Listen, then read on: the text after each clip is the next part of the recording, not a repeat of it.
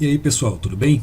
Aqui é o Igor novamente. Estamos começando a nossa 7ª aula do módulo de cinemática, em que hoje nós vamos estar falando sobre uma introdução ao movimento circular e aceleração centrípeta, que é um tema super recorrente em quase tudo que você vai ver na física daqui para o futuro. Costuma cair muito também lá no Enem e nas provas de vestibular.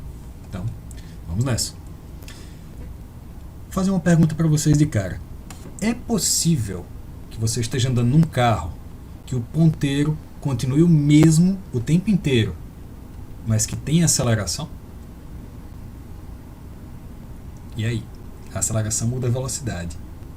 Dá para o ponteiro continuar o mesmo? Dá. Mas calma lá, Igor, como assim? Se está mudando a velocidade, eu ia ver o ponteiro mudando, não? Quase isso. Vamos lembrar que a velocidade é um vetor. Imagine que você está vindo para cá, para a esquerda. De repente você fez uma curva e começou a ir para baixo. Gente, isso daqui é igual a isso daqui? Não, né? Porque a gente aprendeu o quê? Que a velocidade é um vetor. Ele tem uma direção, um sentido e um módulo, que é o comprimento. O módulo está o mesmo, que é justamente o valor que está lá no velocímetro. Mas mudou o que aqui? Mudou a direção. Então, na hora que a gente está mudando a velocidade, seja em módulo ou seja em direção, a gente vai ter o quê? Aceleração. Então quer dizer que a gente tem acelerações diferentes? Mais ou menos isso. Então é como se a gente tivesse uma aceleração que ela vai estar mudando a direção e uma outra que vai estar mudando o módulo. Isso. E a gente vai ter basicamente o que a gente vai chamar de dois tipos, a centrípeta e a tangencial. Vamos fazer o seguinte, eu vou desenhar aqui algumas situações para a gente dar uma conferida melhor. Imagine que a gente vai ter um carro aqui fazendo um movimento circular. Eu vou desenhar algumas posições do carro e aqui em verde vai ficar a velocidade, tá? A gente tem aqui o carro andando para a direita. Aqui ele estava andando para baixo, aqui ele estava andando para a esquerda e aqui ele estaria andando para cima. Então o que é que acontece? Ele vai estar fazendo uma curva, não vai? Vai. Se eu disser para você que esse carro ele andou o tempo inteiro com o módulo da velocidade constante, ou seja, o velocímetro não mudou, tem aceleração? Tem, porque ele está fazendo uma curva. Então a gente vai ter a centrípeta, que ela tem esse nome justamente porque ela aponta para o centro. Ou seja, aqui ela está apontando para baixo. E nesse ponto, gente, o centro está para onde? Para a esquerda. Nesse outro ponto, para cima. E aqui? Para a direita. Então a gente tem a centrípeta representada bonitinha aqui em vermelho. Vocês repararam que ela está sempre formando tipo um mesmo ângulo com a nossa velocidade? Ela está sempre formando aqui um ângulo de 90 graus. Que é exatamente isso, ela aponta para o centro, ela é sempre perpendicular à velocidade. Se a gente tivesse, por exemplo, uma outra velocidade aqui, a gente teria uma centrípeta apontando também para o centro, também estaria em pezinho. Tudo bem? Então uma das características que a gente sabe da centrípeta é que a direção dela, ela vai ser o quê? Perpendicular à velocidade. Então, vamos anotar aqui. Perpendicular à velocidade. Tudo bem? Em relação ao sentido, não tem como ela ter nem o mesmo, nem o diferente, né? Tudo bem? O que mais que a gente pode falar a respeito dela? O que é que ela vai estar mudando aqui? Ela vai mudar a direção. Mas Igor, se você tem centrípeta, você pode estar mudando o módulo da velocidade? Pode, mas não é a centrípeta quem muda. Quem muda o módulo da velocidade é a aceleração que a gente chama de tangencial. Por exemplo, vamos supor que a gente está aqui com o nosso carro andando, certo? O cara estava andando com velocidade constante. Mas se, por exemplo, quando ele saiu daqui para cá, ele começou a pisar no acelerador, a gente vai ter uma aceleração aqui, não vai? Nesse caso, o que é que está acontecendo? Se ele está pisando no acelerador, ele vai mais rápido. Então, o vetor aceleração está indo junto com a velocidade, no mesmo sentido. Ou seja, estaria para cá. E se depois ele viu que tinha feito besteira e resolveu pisar no freio? Então, quando chegar aqui, o que é que vai estar acontecendo? A velocidade dele vai estar diminuindo. Para que isso aconteça, o vetor tem que estar apontando para o lado contrário à velocidade. Então o que é que a gente consegue perceber olhando para este e para este caso? Aqui a velocidade era vertical, a aceleração que a gente teve também era vertical. E aqui a velocidade era horizontal, a aceleração também era horizontal. Então o que é que a gente pode dizer da tangencial? Que ela vai ter uma direção igual à da velocidade.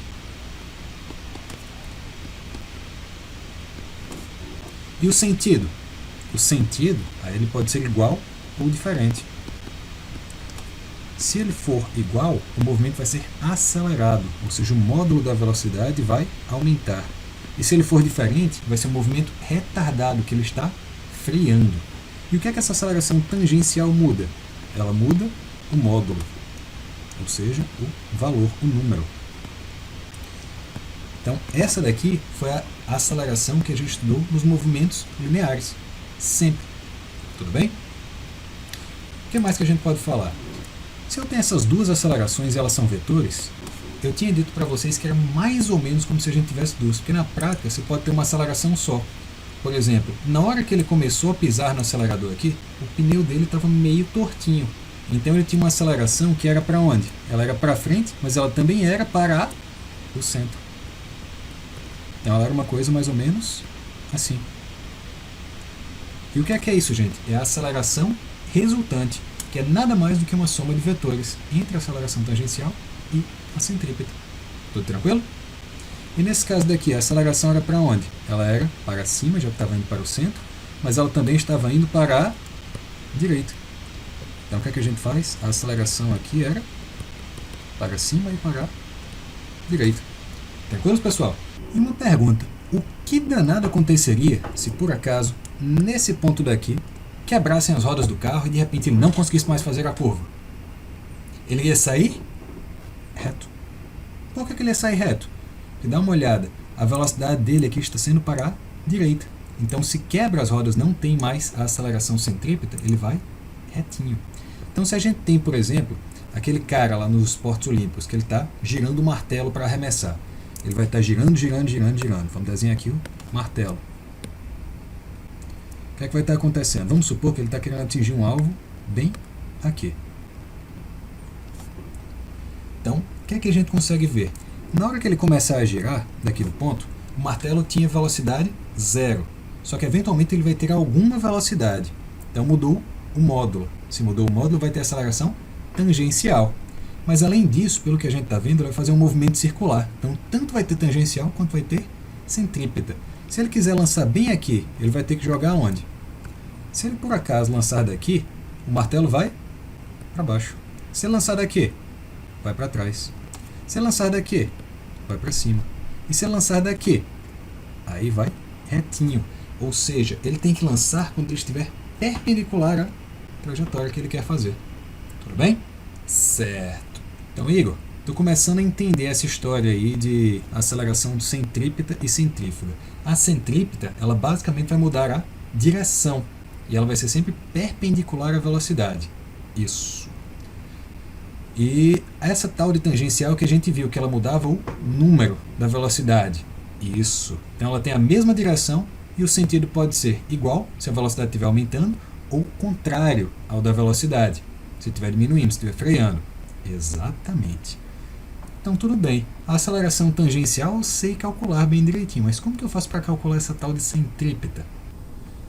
Então, gente, para calcular a aceleração centrípeta, a gente vai ver o quão rápido vai estar mudando. E o que está mudando vai ser a inclinação. Então, se ela começa a mudar muito devagarzinho, ela está fazendo uma coisa mais ou menos assim, ela vai passar muito tempo andando para frente, né? Então, ela vai fazer um círculo grande. Se a gente está fazendo isso, é uma coisa, mas se a gente está fazendo isso, é outra, né? Vocês percebem que a gente vai fazer aqui um círculo com um raio pequenininho, enquanto aqui o raio do círculo seria enorme?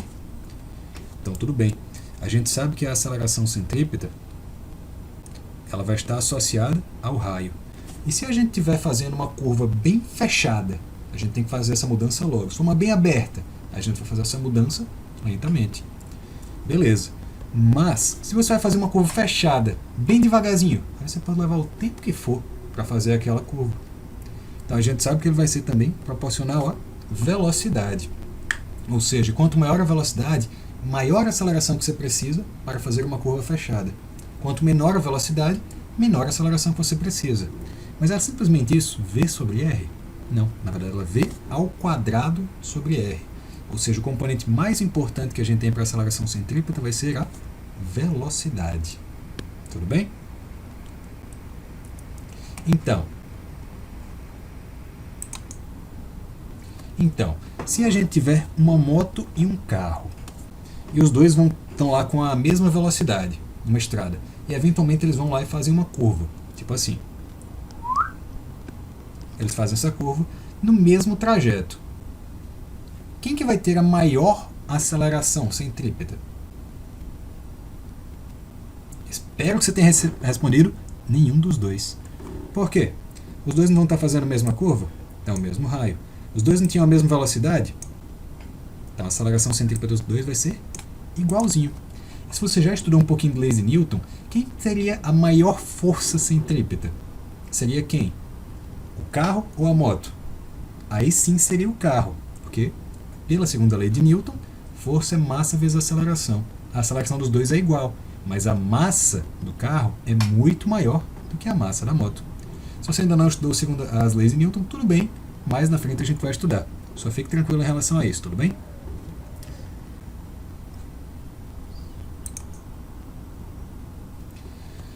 E só uma pergunta, então, ainda falando um pouquinho sobre forças. Se a centrípeta, ela é essa força que está apontando para o centro de uma curva, ela é uma força por si só? Não. Ela é o conjunto de todas as forças que lhe empurram para o centro. Se você estiver correndo retinho, e vierem 3 pessoas e lhe empurrarem, não é a força de cada uma delas que vai ser a centrípeta, é toda a resultante. Se inclusive você se empurrar contra elas, vai ser o quê? A força centrípeta. A diferença entre a sua e a delas. Tudo bem? Então, recapitulando tudo que a gente viu, a aceleração centrípeta, ela muda apenas a direção do movimento. Ou seja, você tem como fazer uma curva e manter o ponteiro igualzinho. E ela sempre vai ser perpendicular à velocidade. E aponta para onde? Para o centro.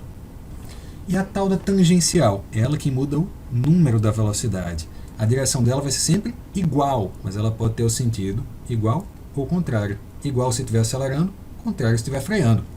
Tudo bem? E essa aceleração centrípeta, a gente sabe que ela vai depender da velocidade ao quadrado, ou seja, quanto maior a velocidade, maior a aceleração centrípeta que você precisa para fazer uma certa curva. Quanto mais fechada a curva, menor o raio, maior a aceleração. Quanto mais aberta a curva, maior o raio e menor a aceleração. Então, basicamente é isso, pessoal. Espero que vocês tenham entendido, espero que tenha ficado bem tranquilo. Vai ter uma listinha esperando vocês, mas essa listinha aguardem um pouquinho para fazer, porque do que a gente viu aqui ainda está meio abstrato. Eu vou jogar mais uns conceitozinhos para vocês, que são algumas características dos movimentos circulares, e a partir da próxima aula vai ficar joinha para vocês resolverem. Tranquilo? Então, até daqui a pouco, pessoal. Até a próxima aula.